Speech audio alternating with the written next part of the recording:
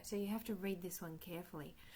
This plane flies at 400 kilometers per hour. So if you think about it, 400 kilometers per hour, if I halve that, so 400 km per hour, that would be 200 kilometers per 30 minutes and 100 kilometers per 15 minutes if I halve that again. So you can see we have used that in the picture. So the other thing is the plane flies from A to B and in the direction, so south, 30 degrees east. So south is that way and it's 30 degrees towards the east. So it comes that way. All right. So if that's the case, and the plane then turns sharply to fly due east for 30 minutes. So for 30 minutes, it's gone 200k. So you can see we've got 200k there. Whereas for 15 minutes, it went along here. You can see we've got 100k there. All right, so sometimes they'll give you the picture, which is nice of them. Okay, find how far south and east of A, the point B is. So how far south from A to B is straight down. So that's south, let's call that X. And then how far east will be across that way. So A to B is that way. So if you're only allowed to go east, where would B line up with? If you're only allowed to go south, where would B line up with? All right. So we're going to call the first one, how far south would be X, how far east would be Y. So if I go ahead and find first X, you can see from the 30 degrees, we've got the hypotenuse in that triangle along AB, so that's 100, and X would be the adjacent. So I'm looking at using cos 30. Cos can't always hide, so adjacent over hypotenuse. So the adjacent is X, the hypotenuse is 100. So X is going to equal 100 cos 30. All right, now if we want exact, cos 30 is root 3 on 2. So half of 100, or 100 over 2 is 50. So we've got 50 root 3. It's distance, so it's kilometers. All right, let's find Y. So this time using 30, that's the opposite side. So using opposite and hypotenuse for sine 30, that's sine 30, some old hypotenuse is there. So Y equals in this 100 times sine 30. Sine 30 is an exact ratio we can do, that's a half. So we just have 50 kilometers. All right, and then it says find the true bearing.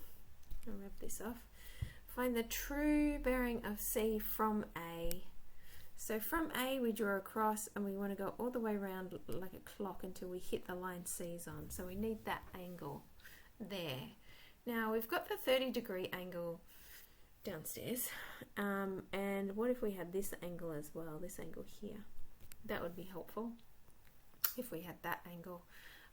We know that, what have we found? We've found that side and that side. All right, yes, okay. So what we found, I might use what we found. So that's 50. So in total, this line here is 250. And we've got this line here being, what was that, 50 root 3. So we could find the distance AC. Actually, we don't need to find that distance. What I wanted to find was this whole angle here. So let me put 50 root 3 here. So if we consider the big right angle triangle here and use the 250 and the 50 root 3, so let me write that up so you can see it a bit better. So I'm looking at the big triangle which goes PCA, and I'm interested in that angle there. So if I know this is 50 root 3 and I know this is 50, how can I find that angle there? Well, I can use tan theta, because I have the opposite and the adjacent. Opposite over adjacent. Now that's the same as 1 on 3, root 3, sorry, because the 50s cancel. And you can see from your exact ratios or your triangles that that means that theta, the angle, would have to be 30 degrees, because tan 30 is 1 on root 3. All right, now if that's 30 degrees, oops, that's because I used the wrong one. So I was going to use 250. Apologies, 250. So let me put, where's the 250? There we go, that's better. So that whole line in the big triangle should be 250, apologies. So 250 divided by 50, now that's not 1 on root 3. If I divide by 50, I've got 5. So yeah, so zeros can cancel, and I've got 5 over root 3. Let me just make that a 5, pretend I did it right. So 5 over root 3. So if I inverse tan or shift tan, and I've got 5 divided by root 3, what do I get? I get 70. That sounds more like it. Just rub that. Oops, I lost my C there. So sorry, my working's not very good here. So theta equals 70 degrees to the nearest degree. So 70 degrees 53 minutes. So 71 degrees to the nearest degree.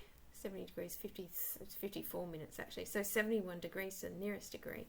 So now if I know that's 71, if I go back up here, and I know that this whole angle here is 71, then you can see this little angle here is 90, take away 71, because this whole angle up to there is 90. So if I look at 90 minus 71, I'd get 19. So that little angle in there, if that is 71, this little one is 19, just to there. So if I'm looking for a true bearing, remember I need to go all the way around. So I'm adding 90 to my 19. So now I'm doing 90 plus 19, which is 109. So my true bearing would be 109 degrees true.